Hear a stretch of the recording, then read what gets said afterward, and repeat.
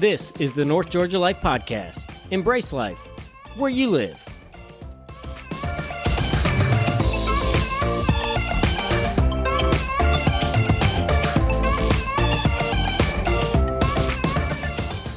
If you're a coffee or tea enthusiast, or you know one, or you have someone in your life that is that impossible person to buy an amazing gift for, you need a Final Press.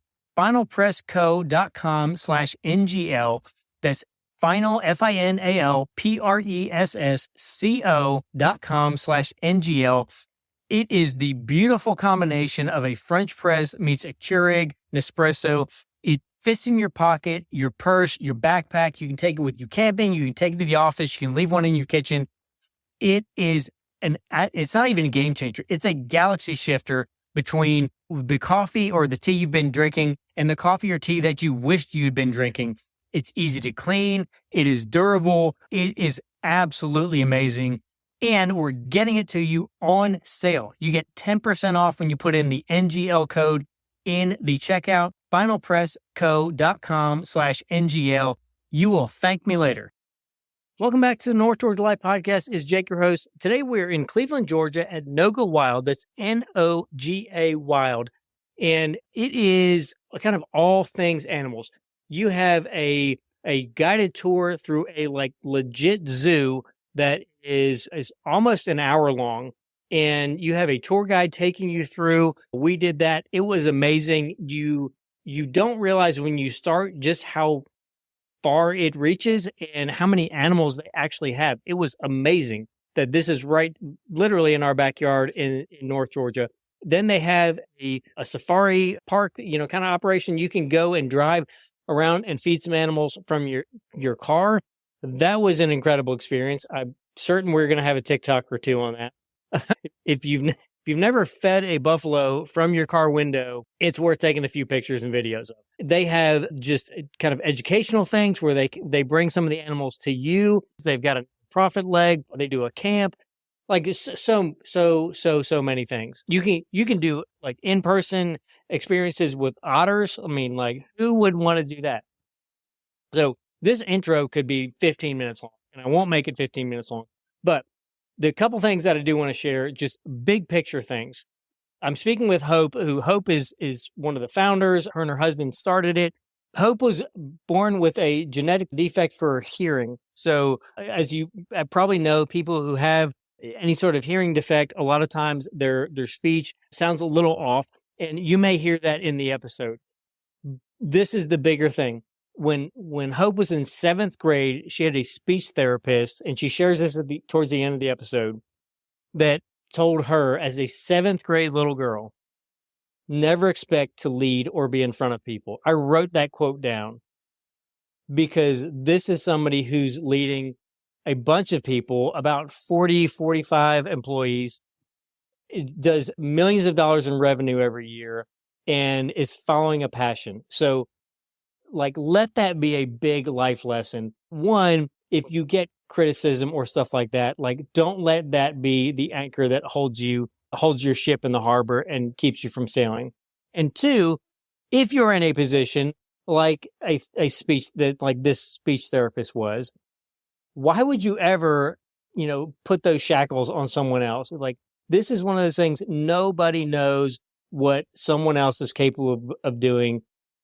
Don't put that on someone else that they would then follow and just fail to pursue the dreams and the calling that they have on their life. So that's a kind of big picture thing. We talk about hiring and firing. So if you've got an issue at your office or you're like, hey, HR director, this would be a great thing for you to listen to bring, an owl to our office. Also, you might want to look at how we could fire Ted in accounting. So, and if somebody listening is Ted in accounting, Ted, it's not you. It might be you. I don't know. Bonus feature, if you're one of the million people I feel like I talk to that wants to do a small farm, chickens, goats, a cow, those sorts of things, they have a livestock 101 class. I'm telling you, when I say all things animals, I mean all things animals. So if you want to know more about animals and maybe starting your own little kind of backyard farm, if you got a couple acres, that sort of thing, but you don't have a clue where to start, this is where you start. Like, this is where you start. So also, if you're on TikTok, I watched about 2 of their TikTok videos. I'm like, all right, I'm on. I'm subscribing. I'm following you. Their TikTok, I don't know who does your TikTok. They do an amazing job on your TikTok. So just keep that person on board. The last thing, and I told you it's going to make it 15 minutes. I'm not going to make it 15 minutes, but I can share one more story because we didn't cover it on the episode. It was off mic. This is just the power of one conversation. I try to help people when I was in the role of coaching real estate agents on a regular basis, would try to help them understand. And this, I think, applies in every industry. Most of us are 1 or 2 conversations away from everything changing for the better in our business, in our world. And sometimes it's just having that inconvenient yes that you don't really know why you're saying yes, but you're just going to do it. Or you're just going to have a little bit more care about what you're doing because you don't know the person that you may be doing a little bit more care for. That person may be looking to hire somebody to run a business for them or run a department for them. And they are just looking for somebody on planet Earth that has a little bit of care around what they're doing. And you may be changing a flat tire and have somebody open a door for you you could have never opened yourself, but you took just a little bit of care and time and attention to do it.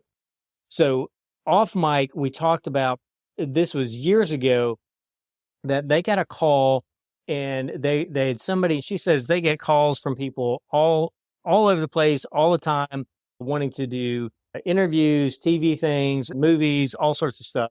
And this was kind of early on in their start. And they just, when you have a business to run, you don't necessarily have time to give everybody your time to just tell your story.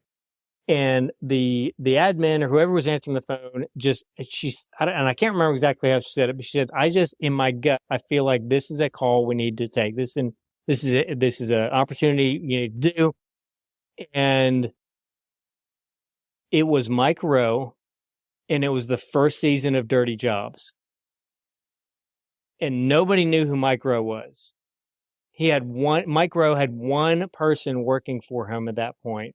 And now, if you don't know who Mike Rowe is, you've literally been under a rock. I mean, you talk about one conversation changing the game for your business, your life, your operation. You never know where things are going to lead just by being diligent, having some care with where you are, and just letting life play out. So hopefully that's an encouragement to you. You know how to find us on Facebook, Instagram, North Georgia Life Podcast. And with that, we'll get started. Welcome back to the North Georgia Life Podcast. This is Jake, your host. And today, as I promised you over the course of earlier parts of this year, that we had some outdoor things in the works. We are on location at one of them, speaking today with Hope Bennett, who's the founder and all things extraordinaire. We just cover all things in that one title of the North Georgia Wildlife. We're just talking about, you've got several different things and operations and names, and COVID kind of threw a monkey wrench in the branding and rebranding. And so I'll let you introduce the business that you have here, which is so unique.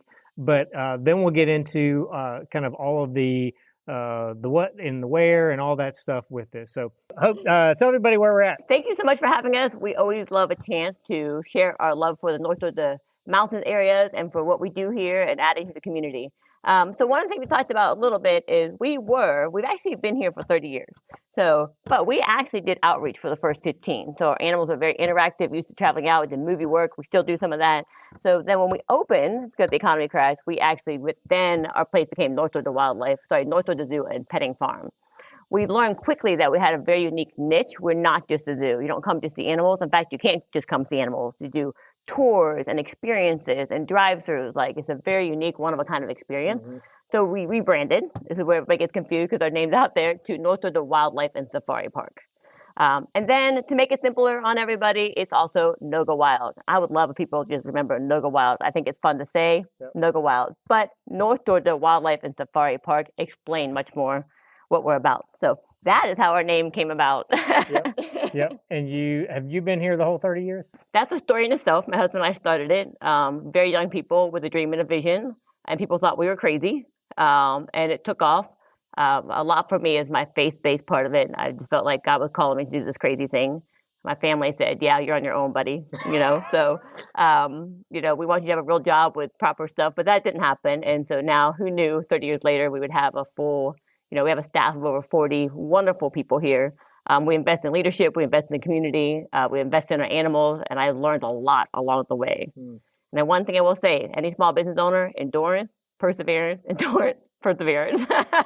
Are you from this area? I'm not, actually. I'm actually from Pennsylvania. I moved south because I did not like the cold, and I actually went to college in Toccoa Falls area. Okay. And then moved up here and love the Southern culture, for sure. Love the area, love the mountains. I mean, it was the best of all the worlds, mountains, animals, not so cold. And we're in Cleveland, Georgia, correct? Correct. We're in Cleveland, Georgia. Not far from Helen. That's the thing with we're actually closer to Helen. We're just as close as Dahlonega, Helen, and Cleveland, all within 10 minutes. So how did this start? You moved down here from Pennsylvania. Did you want to do this when you moved down? This is such a unique and yet successful business. When people are having these crazy ideas, because you gotta at some point admit, okay, there's a reason that starting a zoo is not a major at most universities, Right. Because it's not the norm. But that doesn't mean it can't be successful, and it doesn't mean it can't fulfill a passion and a life calling. So my story is very unique, and that's why I say we're not just we're so much more than a zoological facility. I actually went to college to be a missionary, and I really wanted to go to Africa. I loved animals, I love people, and so I always thought that God would call me to animals and people. Looking back, the way I can put it is God brought Africa to me. And so now I share animals and I share God's creation, and I learned more than I ever thought. If you'd asked me to be a business major, I would have said, oh, heck no, because it's about passion for me. It's about sharing what I love. And along that route, I had to learn business, and I had to go there. And what I love about the business part is the reason I stuck that out is the leadership part. It's we are able to invest in people. We're able to show love. We're able to show care. So our whole core values, our whole foundation is not just on the animals, but on the people. Now, I never intended to start a zoo. But I always knew I loved animals. Looking back, my whole background of jobs was working with animals, working as a vet, working at pet stores. So God had lined that up all along.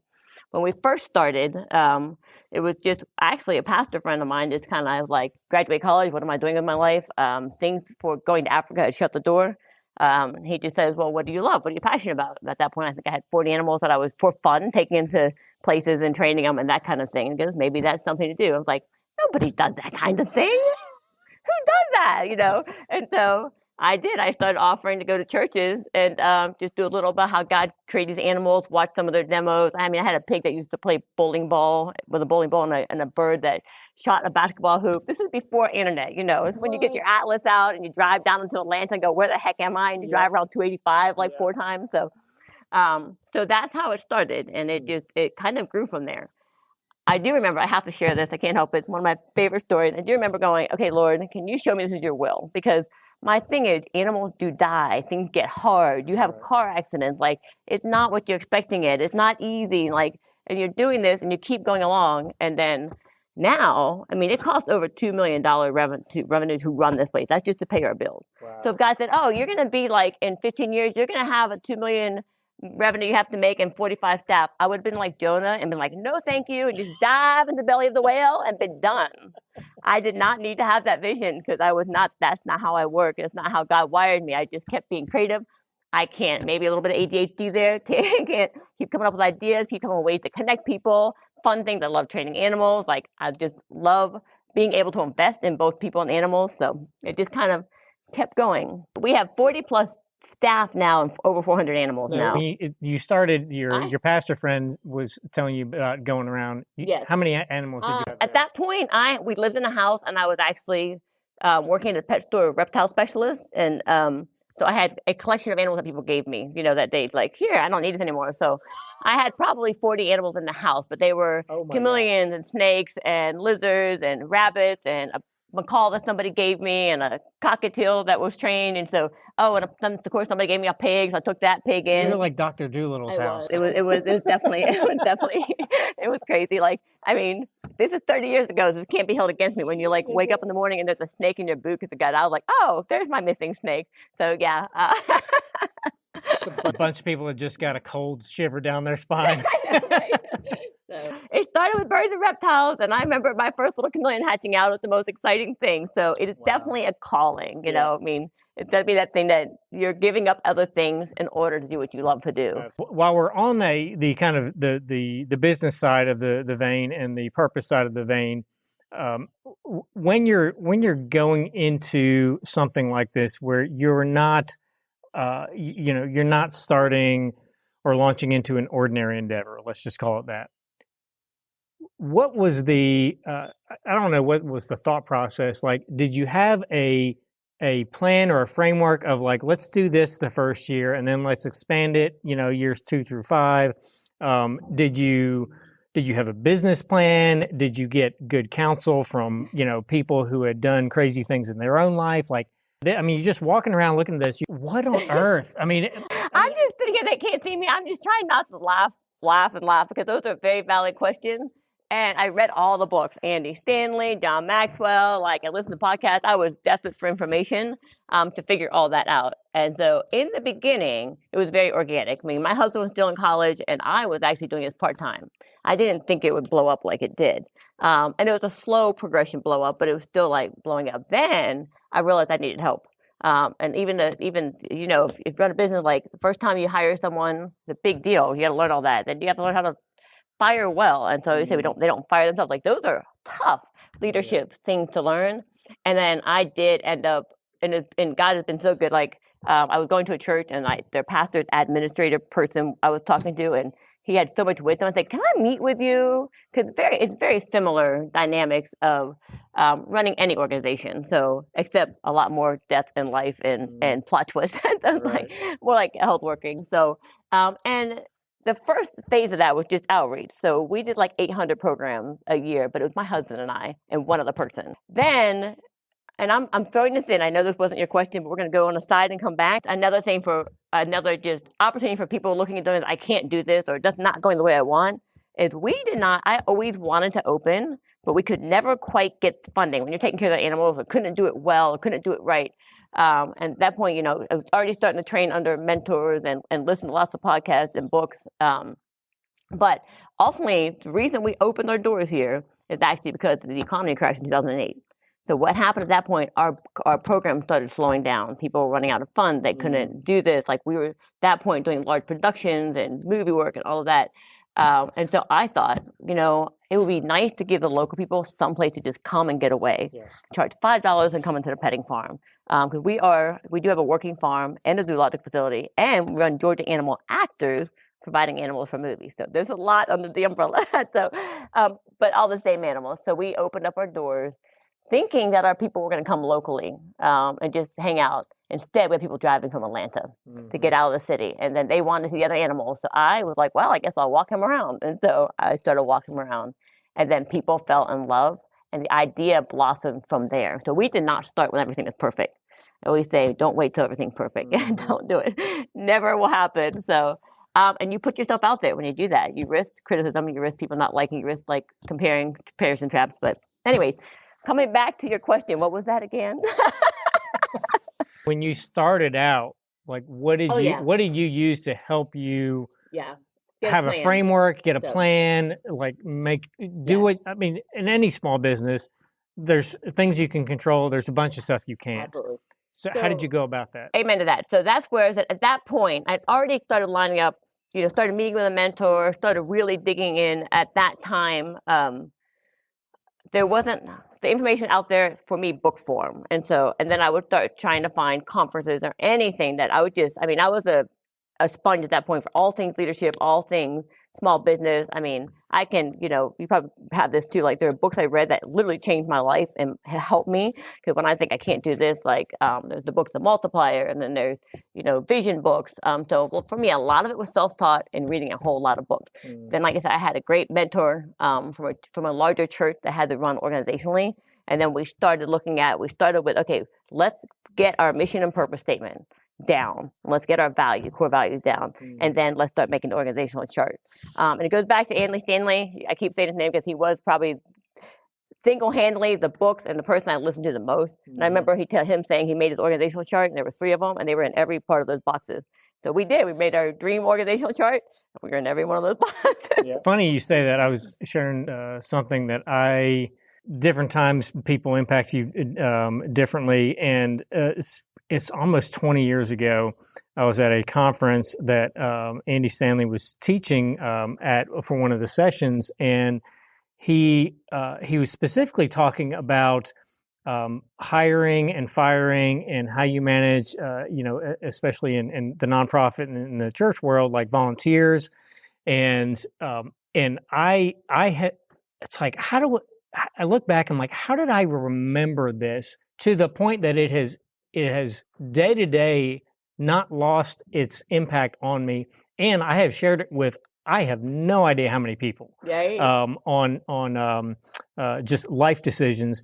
And he was specifically talking about personnel. And he said there's 2 questions we ask when we're making, we feel like there might be a change that's needed. And he said the first one is, knowing what you know now, would you hire this person again? And if they came in tomorrow and told you that they were leaving, would you be secretly relieved? He said, I remember that too. He said those 2 questions Right. will tell you exactly what you need to do. And he said on the backside of that is, how do you honor the person in if the dismissal is the right thing for them, for the organization, for whatever, like how do you still honor that person, not just say, here's 2 weeks, have a nice life. Yeah. And it's one of those things, like he shared a couple different stories of just things that they had done. And one of them was like this person was just not in the right role, knew they weren't, kind of doing well, just everything's kind of stuck. And and he talked about when you have somebody who's in a role that is not a good fit, whether or not they know it's not a good fit is irrelevant. He said, but what you do if you don't make that change, he said, you dishonor everyone in the equation. You dishonor that person because you think, well, you clearly don't have any other skills or abilities to do anything and contribute in life. And he said, and then you're dishonoring everybody that's working around them and having to pick up the slack or do things twice or fill in. Like he said, so he said we had they had somebody that they had to make a staffing change, and obviously it was very hard in the moment. But he said we I don't know if there was a severance or whatever, but he said we picked up their COBRA insurance for their family for a year, so that their family didn't have to worry about what if something happens health-wise. Like we're going to cover that for your whole family for a year. And he said he ran into that guy some years later. I think he was at an airport or something like that. And the guy told him, he said, thank you. He said he said, I never would have left, but it was the best thing for me. And he had gotten into a position that he was thriving in, that he was a much better fit for. And obviously in the short term, it feels like you're just being sucker punched. But I've shared that with so many people. I've used that myself when I was in capacities of hiring and firing more regularly in my career path. But I'm like, if that applies to relationships, if knowing what you know now, you wouldn't date this person again. Right. It's time to make that phone call and break up, sister. And it's funny, we had that story on my mind when we had to do that for the first time. And I have those same stories now. I have a girl that works for us that she really wanted to be a zookeeper, and she loved animals. She was so smart. She could recite books. She could recite information. And one thing she also said, talked about, try to move them on the right seat on the bus. Talked about that a lot. And then also, if you're keeping them, when they have a skill set, you're disservicing the skills they could be doing somewhere else. So with her, I remember finally she was like our first intern. Maybe not our first, but in our first month. And I remember how hard it was to sit her down and be like, you love animals, you're so knowledgeable, you're so good, but you're not connecting the dots in zookeeping. However, I think you would be great in research. I think you'd be great studying things. And she is now working for NASA, making a whole crap load of money studying microbiology. Wow. And she thanks me all the time. Wow. And so we're still connected, and she is doing great. But it's the same thing. In that moment, it was hard for her. It was hard for me. And I kept saying, God, did I do the right thing? Yeah. You know, and I'm trusting your wisdom in this. And yeah, so then she got a job, you know, super great job doing what she absolutely loves, still studying animals, gets so excited about her microbiology. It makes a whole lot more than you do in zookeeping. Yeah. Talk us through what you have here. You have, and this is why I let you introduce the thing, because there's so many different components. Yeah. So when people are, you know, coming up to the North Georgia area and this is their destination, what do you have here that people are going to be able to experience? So I'm going to start with the things that I know that people are looking for, and we always say this, like there obviously is a trending of capybaras right now and sloths, and we love our capybaras, but we've had them 30 years before anybody knew what they were. So we love it. They love the capybaras. They'll come visit the capybaras, get an incredible experience. We do cappy splashes, cappy meet and greets, cappy experiences, because we understand that if they connect with these animals, they're going to have a high respect for other animals, their cousins, and even other animals. Then we get to share all the other animals too. So our niche is experiences. And part of the reason that's our niche is because the background I have, as you talk about in business, it kind of follows the leader's core or essentials, is training. We're big on training, we're big on personal connect, we're big on positive reinforcement. So our animals have, and our team has a lot of experience training. So we offer experience with capybara, we offer experience with sloths, so you can go meet them and touch them. You can meet our otters, the big one, like in our otters, it's kind of like doing, we do the session, but like, it loves me. It's just very well trained. Mm-hmm. And that's super important because these animals, they're still animals. So we want them to be confident, we want you to be confident. We also do primate experiences. And again, these are not free-reigning animals running around out of control. These are animals that have trained to interact well with people. It gives them enrichment. It gives us a chance to share with people about them in an engaging and inspirational way. And so that is our niche. We also, and this is funny, we're just starting to meet, you know, those creative meetings. We're having a big meeting about how to word this well. So here we are, because we do so much that it can get sometimes, wow, that's so much. But part of that comes back to our core values and our mission and purpose statement. Because we have a safari drive-through. That's if you get in your car, you drive around, you can feed the animals. In one area, animals can come right up to your car. But if you don't want your car to get damaged, which hasn't happened yet, but if you're worried about your car, you can bypass that area and still feed animals. So we're the only park I know of like that. Mm-hmm. Either you go to a drive-through where you go all the way in the animal, or you walk, right? Mm-hmm. So here it's a hybrid, which came from COVID. It opened because of COVID when people couldn't walk to the zoo. So another one of those plot twists. And then we have the guided wildlife walk. So over there, if you go over there, you're seeing kangaroos, wolves, and primates, raccoons. There's dozens of animals over there. Our nocturnal house just got done, and there's a guided wildlife walk, so a guided tour. You have a tour guide that tells you about the animals in a fun and engaging way, and it's about 45 minutes to an hour. So if people come here going, I'm just going to go walk around looking at animals, that's not happening here. But we've never had somebody not go through and go, wow, that was so much better than a traditional zoo. It's never happened. And then we have a petting farm area that is included with the mission. And that, again, people, I mean, I see all ages, feeding goats and laughing, feeding the tortoise, the llama, those things, like it brings the child out of you. It brings the inner joy, it gives you a break from technology.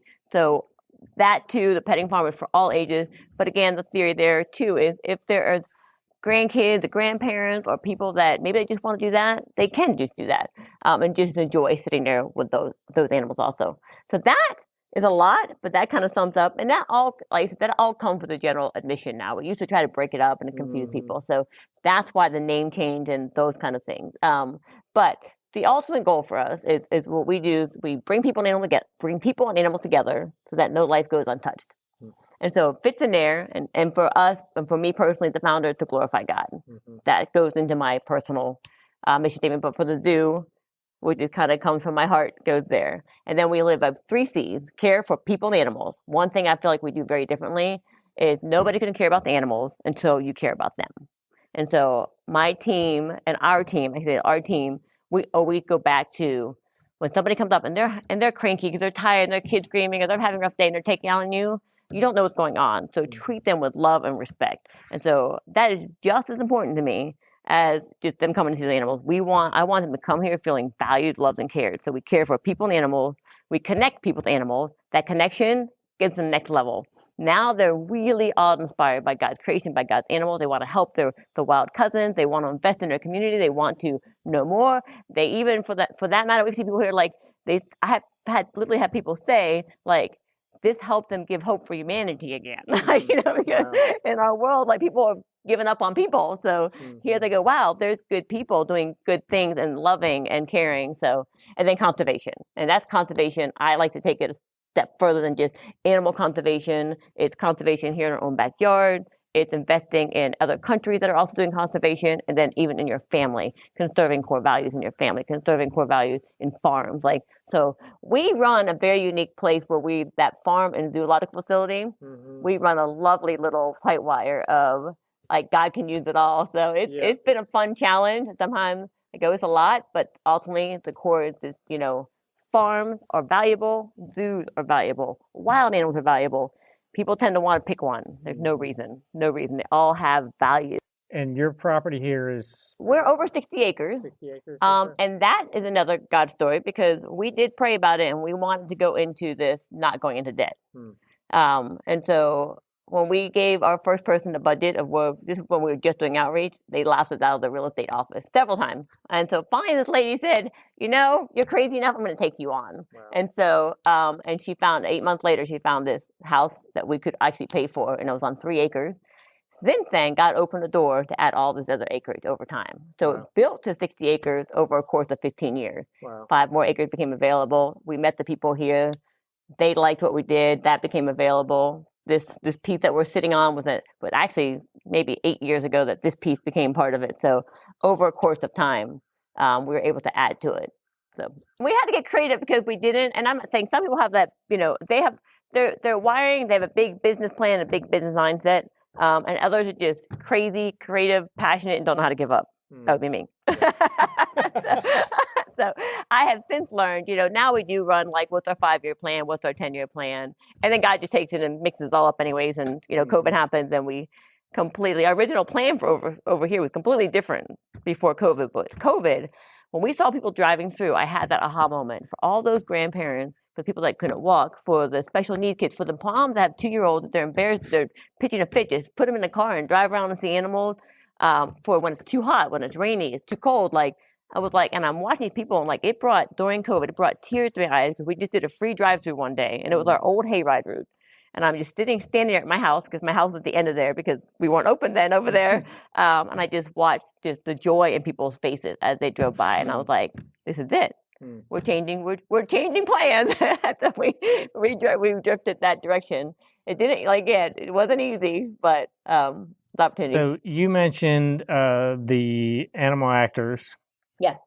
Georgia animal actors. Georgia animal actors. What any movies of late that or maybe not late? I'd have to look up. This is embarrassing to say. I don't even know half the movies we're on. I'm not a real big TV or production person. I just really like to train animals. Greg oversees that, and he actually moved to this area from California years ago to kind of get away from the pressure of the California world of Georgia production and all that, and to raise his kids. So he does a lot of that. But I know, you know what? We just did. Everybody's gonna know this one. We just did an episode with Mr. Beast. I didn't even know who he was until I did an episode, and my kids were like, "Oh my goodness, that's Mr. Beast." I'm like, "Who the heck is Mr. Beast? He's a famous YouTuber." I'm like, okay. So, but we did provide animals for one of the episodes. You see the Highlander and the llama and them picking out, that's our animals put up in boxes while he gave money to somebody to pick out which one was real or something like that. So that one was cute. And I did watch the videos later to make sure, why? Because my kids said they were watching it, and I want to know what my kids are watching. Actually, they hadn't watched it. Their friends were watching it. So I had to get approval on that. We've done stuff with Adam, whatever his last name is. Horrible. Yes, thank you. Adam Sandler. I know. I'm bad. I've seen his movies. I'm not saying it don't. They're good, but and then Robert De Niro. Is that his name? We just did we had our peacock on a back set for him. So and then we did back in the day, Vampire Diaries. Which then we did Walking Dead. Which then I think there's another one after that. So luckily, Greg does all that connecting the dots there. I just work on helping him train the animals, and I show up on set with them.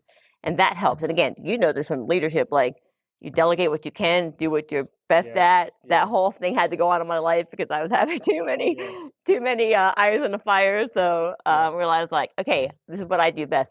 Connecting with those people in that world is not what I do best. So here you go, Greg. That role of responsibility and kind of positioning to your strengths. I'm about a quarter of the way into a book that's so far addressing some of these things in kind of a unique way. It's I think the guy's name is Dan Martell, but the book's called Buy Back Your Time.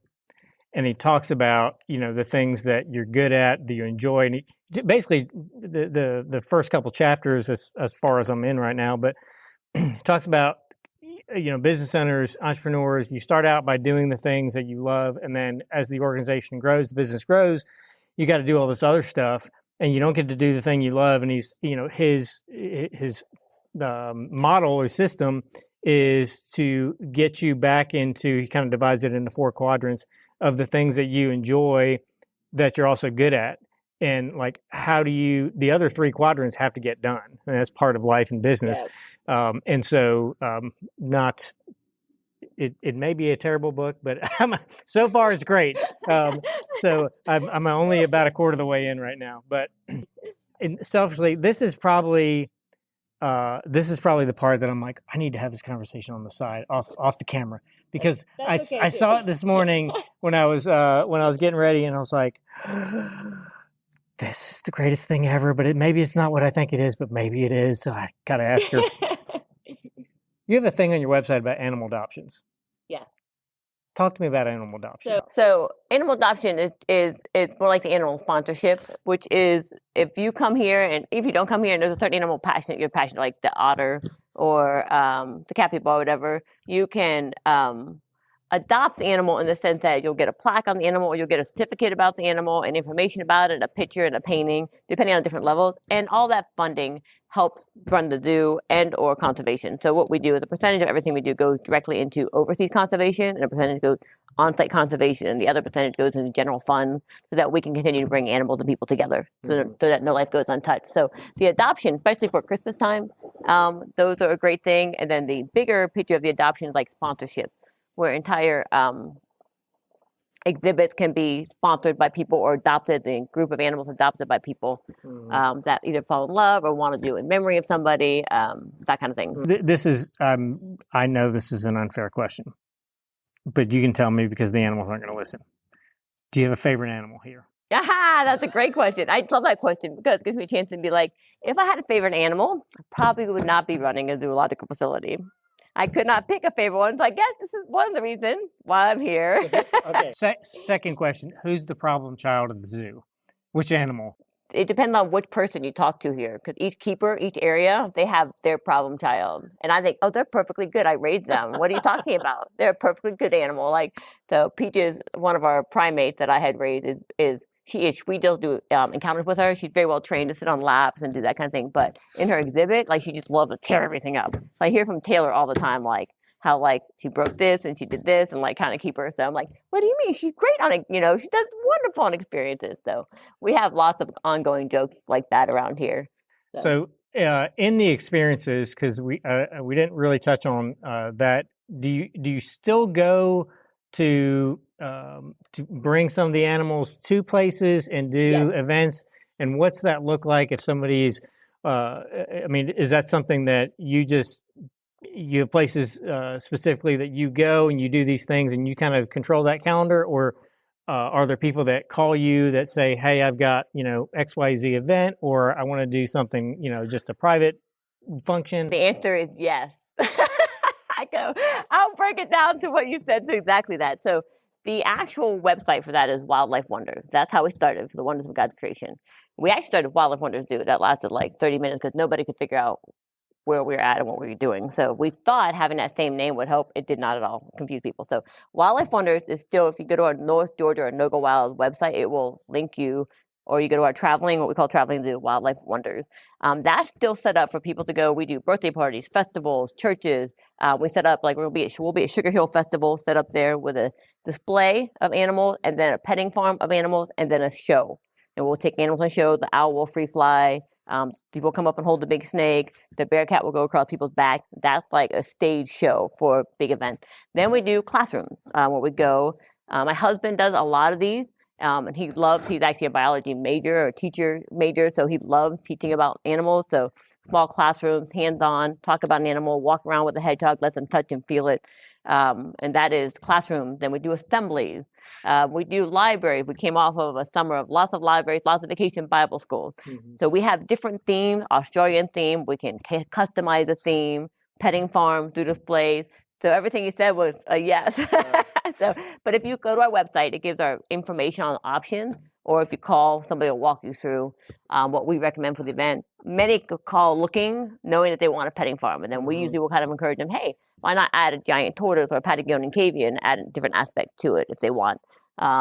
Or school assemblies. A lot of our clients, we've been doing them for 20 plus years. Side question here, because I have this conversation, I swear, at least a couple times every month, just in the nature of being in real estate in the area, that people either have or want to have some sort of small farm. Most of them have little farm experience. Maybe they grew up on a farm, or their grandparents had a farm. How do people that have that, like, I want to get back to our roots, because a lot of us, this isn't how we were raised or whatever, but I want to have more better days, and that's why most of us have animals. Right. Animals are a terrible investment economically. Yes, if you want to make money in a business, do not pick my business. You won't make anything. I can promise you that. I assure you that. But you will love what you do if you like animals. And people get animals because it makes their emotional life better. Well, I want to do that, but like, how do I find a good vet that can come out and look at my animals when, system checkup, or, feed suppliers, or any of those things? Like, for people, because you've been in this space, in this area, doing a million different animals, what would you tell someone? So I'm going to tell your listeners ahead of time. I promise you he did not set me up to give me a commercial break, but this is kind of like a commercial break for me. I'm just going to tell you the truth. Like, he asked these questions, and I'm like, this is what we do. So the other part of what we do is Paradise Valley Farm. Paradise Valley Farm is actually our animal sales for the farm. And because, again, we've been doing that for almost 20 years. So it was almost 30 years with the outreach. And then we started doing the petting farm. And then people basically fell in love with the animals, wanted not to take care of them. And we were seeing horrible sales all over the place. People buying from the auction and selling this goat, and they die, and the person break up, but they get an animal, they don't know what they're doing. And if you're an entrepreneur, like, it kills you when there's a problem to be fixed. So you decide to fix it. So I decided to fix this problem. So we started offering some animal sales here, because I had to put so much time into getting the right quality, to genetics, investing. And I put way more money in those animals than I'll ever make out of them, because I wanted to do it right. And I wanted to make sure these animals were the kind that I would want and somebody else would want. So, and it kind of default, because of that, our animals, people wanted them. Like, that's the cutest, healthiest goat we've ever seen. That pig's actually friendly and not tearing up my refrigerator, and, and that llama's not spitting on me, So, so over the years, it gave us an opportunity to refine the process. So in the sense that now, like, when somebody purchases an animal from us, they have an entire care sheet. They have a vet already listed. When we're screening them to buy an animal, there's a whole questionnaire they fill out. Now, it's not intimidating when we don't ask you, like, if you're going to coddle and baby it and never get rid of it, because they are animals and they're farm animals. But we do kind of say, do you have a vet lined up? Like, these are the supplies you will need before you get here. Do you understand that animals can live and die? We say it better than that. Mm-hmm. But having all that in line, so that by the time they're here, or by the time that the sale actually happens, we already have this background. And then if we have people that go, I just don't know, I want to get into it, I'm just excited, we do offer a Livestock 101 class. Mm-hmm. And so at that point we go, hey, before you decide any further, before whatever, like, we're going to recommend you take this class. It's only $35. Mm-hmm. And the reason we do it is we're not bringing income from it. It's because I want to set these people up for success. And this is the way to do it. And this is the way they're seeing the whole picture. Because if they come and look at, these animals, honestly, they're gonna get overwhelmed. If we go like, hey, come on, look at all these animals, they're gonna be like, whoa, that's a lot. Like, I don't even remember all of our animals. We had over 150 goats and sheep born this spring. And then, we have, I think, maybe 15 llamas or alpacas a year. And then we have some miniature donkeys and Highlanders, so those are all kind of, and they're all on the drive-through. The cool part is they're super friendly, so people see them also and enjoy the petting farm of it. So therefore, we do invest. And the key is if you're talking about animals, like they need to be able to invest the right question. They don't need us to talk to you on the phone for 2 hours. We don't do that. I'll be honest. Like we do all run live, so we have a system, and you feel connected because our system gives you that information, follows up with you, has the offer of that class. You can come just pay it to the petting farm if you want to see the animals first. We do not let every single person that wants to see an animal come in the door because that would there'd be no time left. But they do see, and we'll get an experience with these. So we love doing those classes. The other thing with our animals is there's a checklist of things that we actually have on our Paradise Valley Farm site, that when you're purchasing an animal, what you're looking for and what you want to make sure your breeder does. Do they have the bloodline? We recommend highly that animals come from registered stock. Otherwise, you don't know if you're getting inbred or crossbred. And in the beginning, I'll never forget my first goat before I knew any better. I went to this farm to get this goat. It was like $25. It was 30 years ago. I was all excited. My first goat here. He nets the thing with a net, and it's in a hot wire. And I'm 21 years old. I'm like, I'm just excited. I bring this thing home, and it runs down the street away. And I had to chase the thing for an hour, for a mile, to catch the stupid goat back that I was going to use for my petting farm. So I had a reality check real quick on that. So we don't recommend animals from cell-borne diseases. All of our animals are tested. They're tested for things that they could carry or could pass, or would minimize their milk production or their quality, that kind of thing. So it's a lot, and I could talk a whole nother podcast on just that. But you're definitely, the key to it is a good breeder and knowing what you're looking for. And so looking for registered stuff. You want to be able to see the animals. One thing I see is a big trend, and this is new for me, is that anybody can make a really cool website. And so I feel for people now, because those people making cool websites that have zero experience, it looks good. And they just copy and paste stuff from my website or whoever else's website.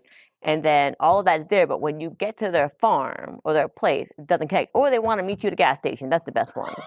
There's hey, this is the beautiful one. I've got this goat. I'll meet you on the highway of 285 and BP with your goat. Red flag. Don't do it. And that whole excuse, you can't come to my farm because diseases and stuff, that only flies a little bit, because here you can bleach their feet, you can have them wait at the door, you can show the mom and dad. So when people say, I'm not showing the mom and dad because I don't want them being spooked or scared, well, that's a problem in itself. If you're doing a homestead, you don't want bloodline from some animal that's going to crash into a fence. And we also genetics, because if we have a goat that's a jumper, we don't breed that goat, because nobody wants a goat that can jump 6 feet out of their fence. And we've had those here, and it's hilarious, but it's a problem. Yeah. So, or we don't want to go that constantly develop parasite issues. Some just genetically, they're great. We'll place them with people that want them as pets, that have experience or whatever, but we don't breed them, because we do not want to we want to make your animal experience as healthy and easy as possible. And so that quality of life, the ability to enjoy that, because if you get an animal with a horrible experience, it scars you. So we really want everybody to we want, of course, everybody to fall in love with God's creation. So why wouldn't we want you to have the best experience ever? When you have long days, hard days, exhausting seasons, what are some, maybe one or two just great memories, moments that you kind of come back to and be like, just push through? Yeah, I have a few of those. And obviously, you probably know too, I practice gratitude also, very much each day before I go to bed, even I write down 4 things I'm super grateful for, or 4 things that, and not just the same thing. It has to be intentional moments from that day, because otherwise, you probably know this too, our brain goes 8,000 new tasks right before we go. Oh, we got 5 minutes. We're going to do 30 more things before we put the phone down. And so I have a hard time putting the phone down. So at least I have them on my phone. I'm the last thing I'm doing on my phone is write those things that I'm grateful for from today. Not what I didn't get done or what I need to fix, or I have this idea, I'll do this idea chart. So that's kind of what I do. So I feel in that way, because of intentional work, because otherwise you can't go down that other path. But each day, part of it is just literally like, I get to do this. I mean, I get to bring people and animals together so that no life goes untouched. And I get to see on a regular basis lives being touched. I mean, when I walk in that petting farm and that child is laughing with glee, or that mom is finally able to breathe because she can let her kids run around a little bit, or that person goes, oh, I never knew that. The amount of tears that we get when people see a capybara for the first time, people have forgotten. They've gotten engaged here, like proposal. We probably have done, I don't know, maybe 50 or so proposals where they, with an otter, with a capybara, with an owl. So we are very, very blessed to realize like we are making memories. We're making also what I call markers in people's lives. Families having a rough time. You're going to go home. That's still going to be there. Like things are going to be 10. You come here, you take your kids or your family, whatever, and you do an otter splash together. That's a marker. That's something to be like, remember when? They're not, remember, and those markers, I think for all families are super important, that intentional time away, whether it's just you and your friend or you or your family. I feel like this is a huge part of it. And not only do that, while we're making that marker, we're also getting them inspired to spend more time away from technology into nature, doing the things that they didn't even know they love because they forgot. Like, it's really easy. Even I live at the zoo, it's still easy for me to like to go, my kids have limited time on the iPad or TV or whatever, but like something is like, oh my goodness, like sucked into this cyberspace. So, and even as a business person, I have to be on the computer a lot. I have to be on even social media because that's where the marketing and all that. So even for me, it can happen. So I'm reminded in my own world how blessed we are, and how it is an opportunity to get to provide this for people. Yeah. So. Some people, what they just heard is, if I want her to say yes, get her in front of the otter, and she'll say yes. So some people, like, you just, how do I get her to say yes? Get the otter. No one can say no in front of an otter. So. I think of like the 50 or so proposals we've done probably in the last like 8 years, whatever. There was one that said no. No. So that was rather dramatic for all of us. It was very, very awkward. I think, it's funny. I say it was awkward. I wasn't even there and I feel awkward. Like Two questions before we wrap up. So the first is, there's something behind us that's been making noise while we've been doing this. What animal or animals is that? So that's really funny because, as you know, part of my story is the fact that I have a severe hearing loss, like right. 80% hearing loss. So, and I'm reading your lips, but also story for your listeners to know whatever is that don't let those things hold you up in what your dreaming or vision is. I was told when I was in 7th grade never to expect to lead or be in front of people by my speech therapist. So just another little story. Wow. So now that we talk about what I can't hear, I can tell you what it probably is based on the amount of people who ask that same question. There is otters back there that make a high squealing noise. There are water buffalo that make a low grunting, almost noise. And then parrots. There are parrots up there. Maybe parrots.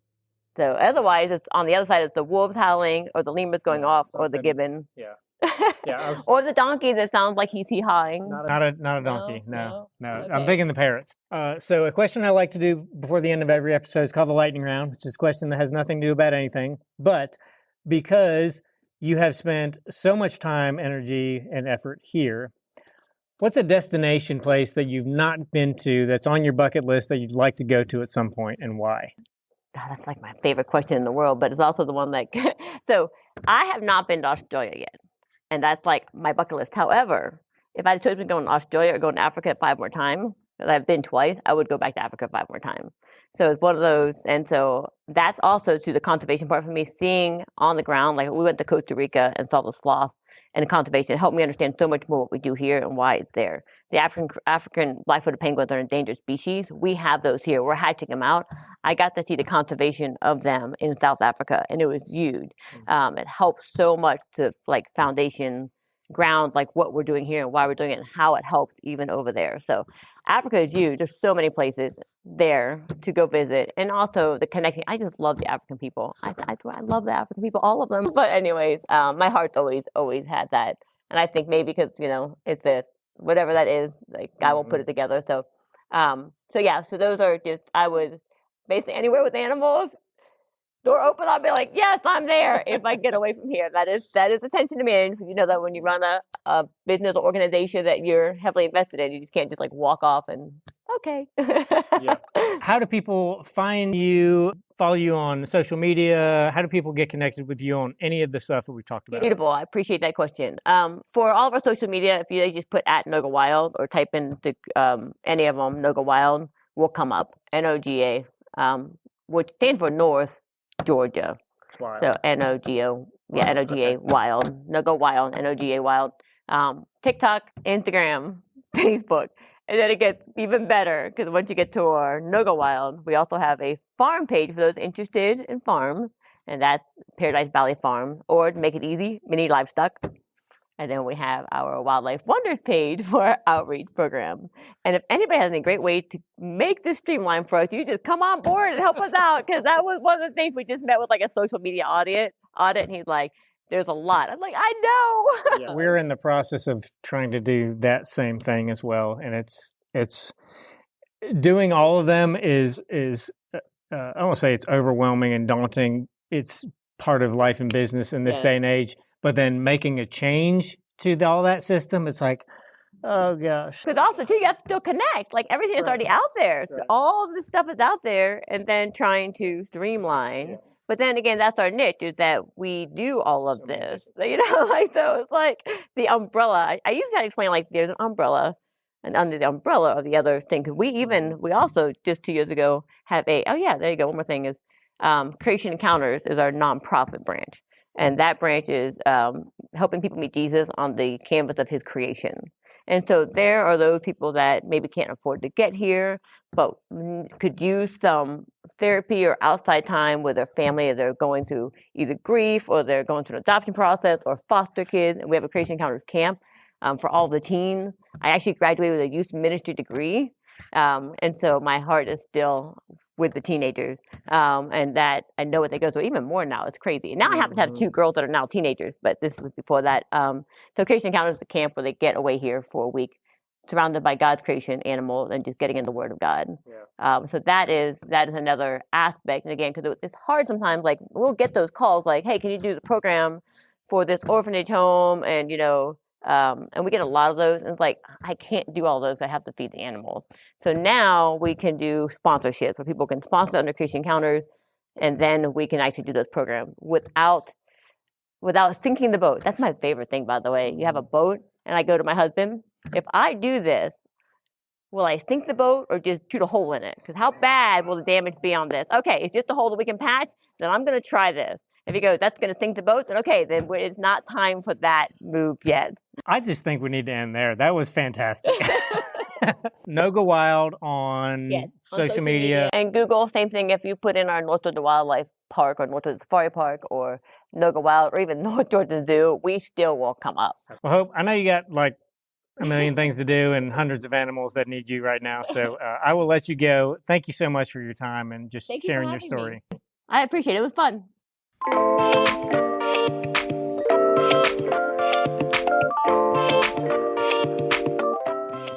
This is the North Georgia Life Podcast. Embrace life where you live.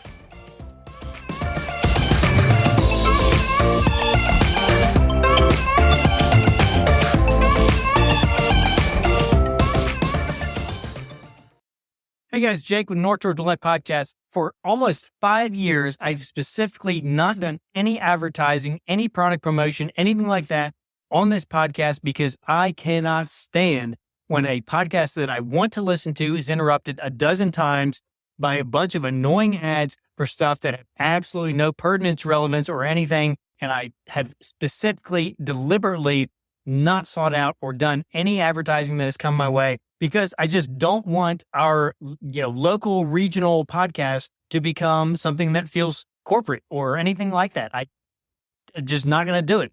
I came across a product about 2 months ago. I've been testing now. We got a product sample. We've been testing this out for about a month. Life-changing is maybe underselling. It is the most amazing thing. If you have a Vitamix blender, just think Vitamix like Life Change, but like pennies on the dollar.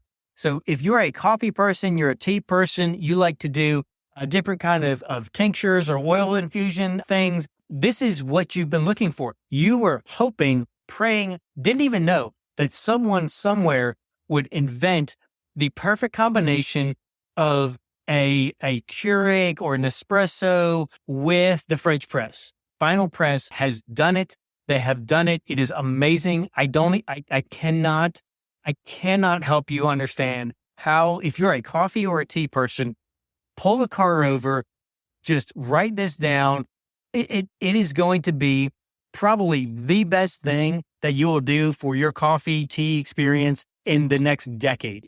Short of growing your own coffee beans in your backyard, this is the next best thing. Go to finalpressco.com/NGL. That's finalpressco.com/NGL for North Georgia Life. If you get there, just go through Google. It's fine. When you get to the discount code at the end, just put in NGL. You get 10% off your order. So something that is life-changing, you're also going to get it on sale. And like I said, we've been using this for maybe a month now, and you can't go back. You can't go back, and you don't want to go back because it's so easy. It is super easy to clean. It is incredibly portable. You can take this with you camping. You can take it to your office. If you've got that person in your life that is the most annoying, impossible person to buy gifts for, this is what you get them. You get them a Final Press, and they've never seen it. They've never heard about it. And if they're a coffee or a tea person, it is like you have now become a ranking member of the gift giving committee by one simple purchase, and that is the Final Press. Go on their website. You will, as amazing as it looks on their website, I promise you it's even better in your kitchen. finalpressco.com/NGL, or just use the discount code NGL. When you check out, you get 10% off, and you will thank me later.